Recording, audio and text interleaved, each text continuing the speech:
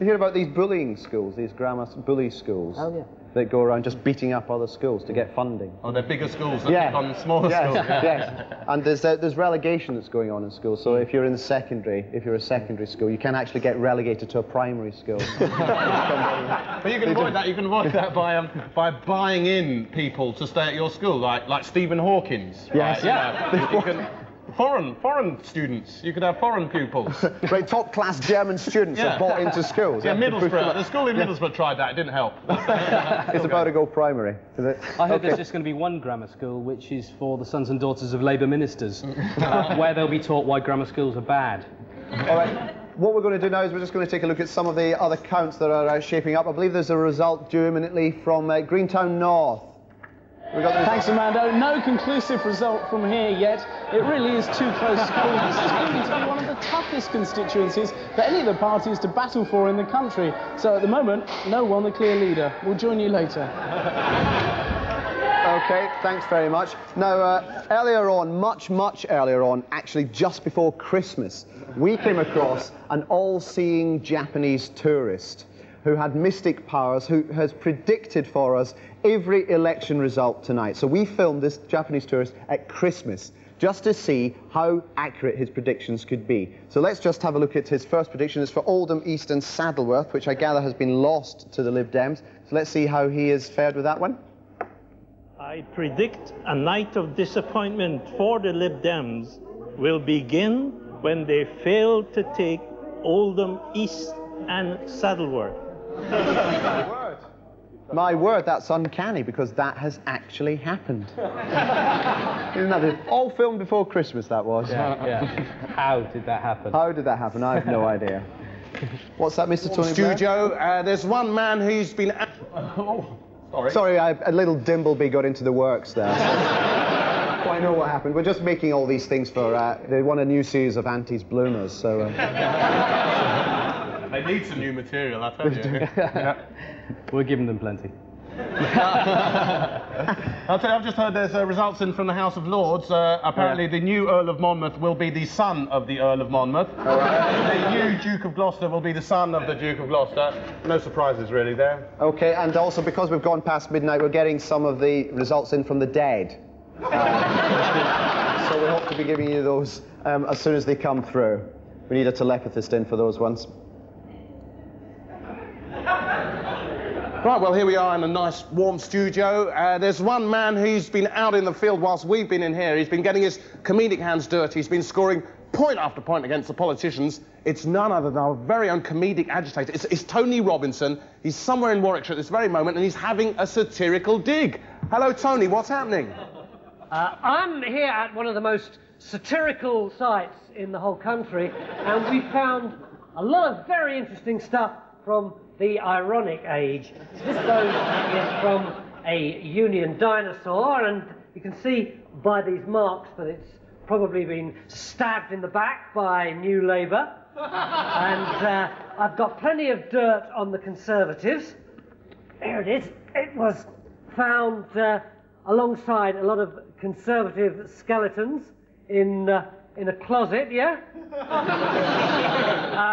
I've got a very beautiful New Labour policy pot, and you can tell it's New Labour because these got Conservative underneath. They're both the same, yeah? And you can actually speak to this kettle. It's saying, "You're black." Do you hear that? And we've got some arrows. This is a New Labour arrow for doing U-turns. And this one is a Tory arrow, because it's split. It's split. Yeah? Yeah, great. So, Tony, have you got anything on the Liberal Democrats? Yeah. These artefacts are definitely Lib Dem, because they're talking bollocks. So, Tony, you're saying that ancient Liberal Democrats had massive stone bollocks that could talk. Yeah?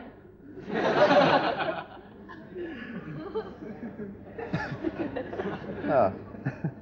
Well, there he is, Tony Robinson. But I've got to go right over now to the whore, our scandal in the making, Suzanne. Apparently the police are getting interested in her as well. Hello, Suzanne, what's happening?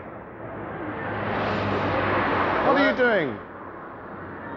Suzanne. Is she, I've just been told she's coming any minute, but I won't repeat that. There she is. There she is, look. She's got a van. There's his picture. Chris Mullin. Look.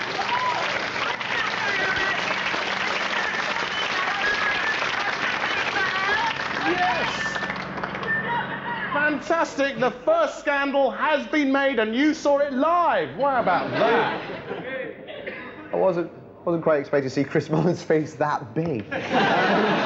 No, there's been a lot of talk over the last few months about the effect comedy has had on politics, and a lot of the party leaders have been hiring comedians to write jokes for them so that they can look a bit more human. After all, we all here look more human, don't we? So what we've done is we've gone through all the political speeches made by the main politicians made over the last year or so and gone through them to rifle out the jokes that they made, in particular the jokes that they made over the... being heckled by an audience. What's going on? Oh, the Tories have got a seat. Well, that's good news.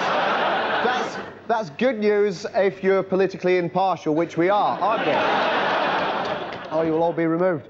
So, getting back to what I was saying, can you look over here, please? While I'm talking, someone goes and does another item behind my back. I'm going to switch the lights off, and then I want you to put that item back down, OK? Now, as I was saying, David Dimbleby doesn't get this. Jeremy Paxman just wandering in front of him going, I'm off for a piss. God's sake. Right.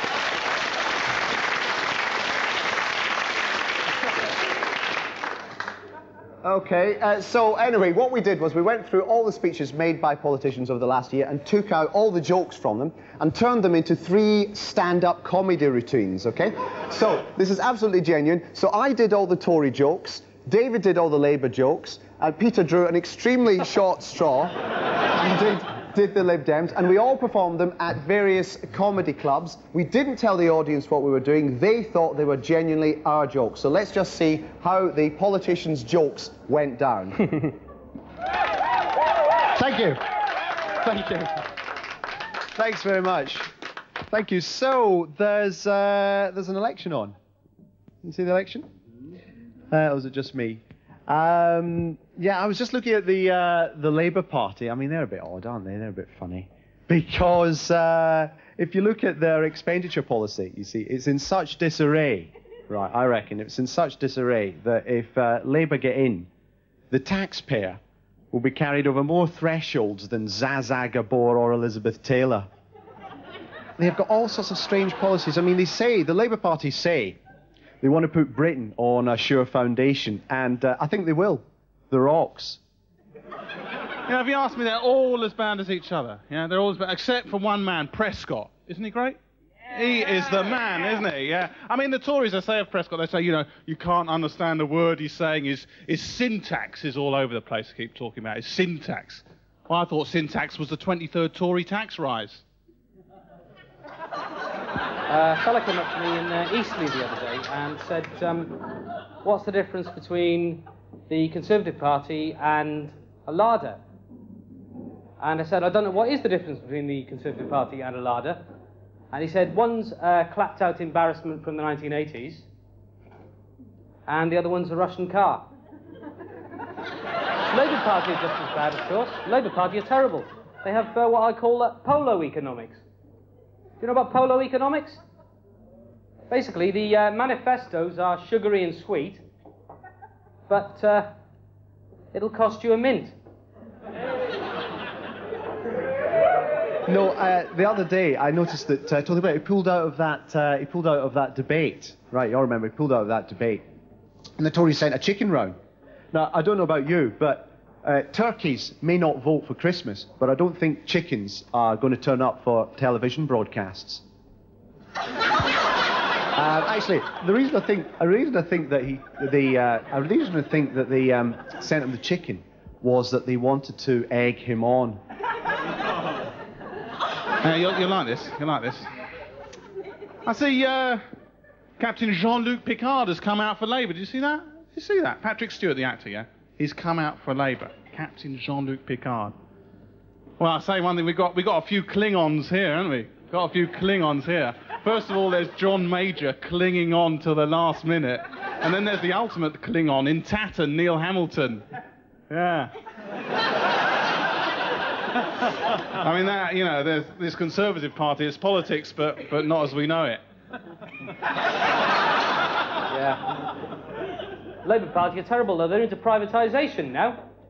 Yeah, rail privatisation. Do you know what we should do with rail privatisation? Stop it dead in its tracks. John Major wants a multi-speed Europe. A multi-speed Europe? This is a community of nations we're talking about here, not a Kenwood mixer.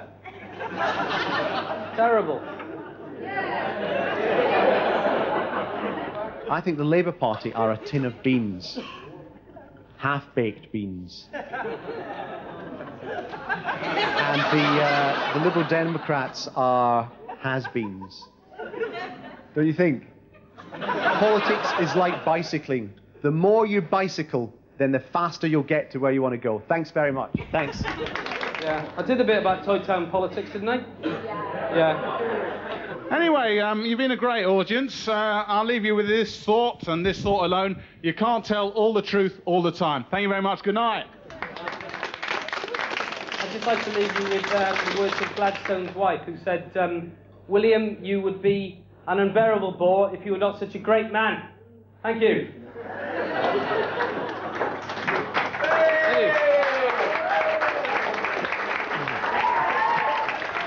Thank you.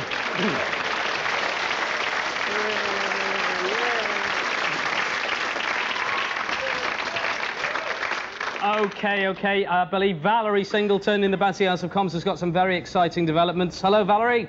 We've just heard that the Conservatives have got their first seat, and it is Solihull. They've held Solihull. So, who is going to volunteer to be the first Conservative back in the House of Commons? In you go. You're very excited about this.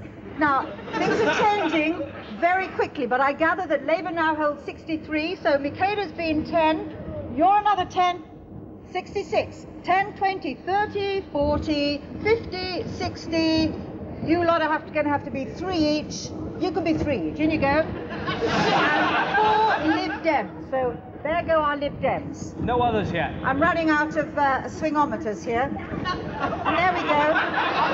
So the House of Commons is as usual, pretty chaotic. Others is trying to get in, bring them out. Come on. There's not a Guy Fawkes underneath that, is there? It's about a to blow up? free-for-all.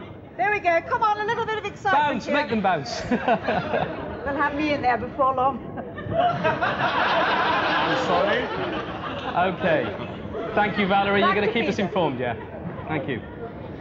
OK, well, I'm now here to analyse those results in full. I'm back over here with Professor Bruce McDade. So, Bruce, Conservatives' first seat there. Big surprise, this one. My only explanation is that it swung so far to the left that it's come right round the other side to the right again, and the Tories have held it. Good news for John Major. We could be seeing the turn, the little turny thing in the middle, where it's all going to change round. John Major's going to romp home with a huge majority. He's wearing an expression. He'll be grinning like a bitch that's avoided being spayed. Now, hang on a minute. Bruce, the Lib Dems have 3 more seats than the Tories at the moment. You're absolutely right. It's time to paint the columns yellow. The Lib Dems are coming home. This was a 3-horse race, but the Lib Dem horse, bizarrely, appears to be driving a car. Thanks very much. That's the analysis I was looking for. Thanks, Bruce. Okay.